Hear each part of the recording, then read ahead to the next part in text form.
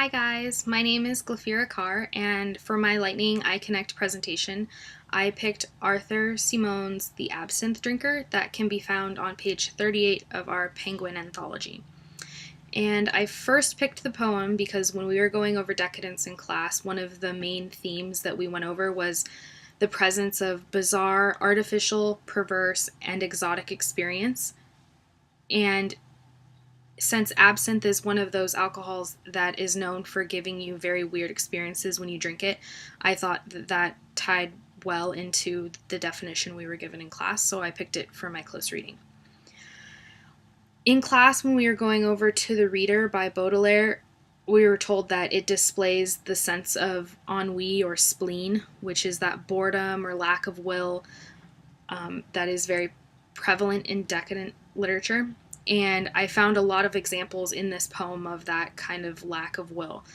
It starts out in the very first line of the poem when it says, "Gently I wave the visible world away." So as he's drinking the absinthe, seems like from the very first sip, he's waving away his lack of, or his will and his desire to do anything. And so it just gives you that sense of being bored or just kind of living right there and not having to do anything.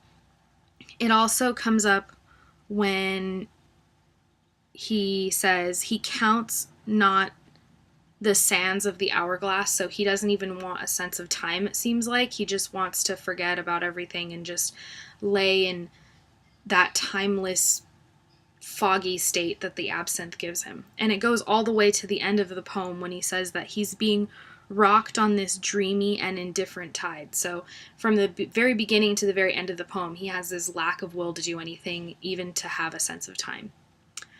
Another theme that we went over in class is important for decadent literature was self-consciousness. And one of the examples in this poem that I found of self-consciousness was the narrator saying, "I am at peace with God and man." So it seems like while he's drinking the absinthe, he is able to inwardly reflect on himself and the fact that he's now at peace with God and every other man. And for me, it raised the question of maybe when he's sober, before he drinks absinthe, after the effects wear off, that maybe he won't be at peace with God and man, and it's just something in this moment that's possible for him. And it's also ties into the bizarre experience theme that in the second line, "Far off I hear a roar, afar yet near, far off and strange, a voice is in my ear." So that since the man that he's talking to right next to him, his voice is very far away, everything seems very far away. So he's able to inwardly reflect and be able to achieve that self-consciousness of admitting that he's at peace with God and man. And also going along with the far off voice of the person that he is talking to, I was reminded of the part at the very end of the decadent movement in literature that Symons also wrote that says, "The ideal of decadence is to be a disembodied voice, yet a voice of a human soul." And so this very foggy state that our absinthe drinker has gotten into, that the voices are all far off, it's almost as if they're disembodied, which goes with Symons' own ideal of decadence.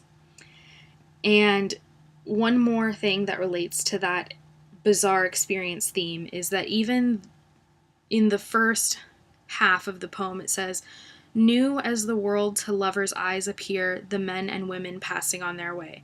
So as he's in this altered state of consciousness, even the passers-by that he's observing, the men and the women, all look very different, new, almost as if he's never seen it before.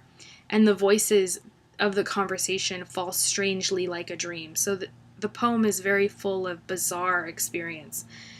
And I thought it was a very good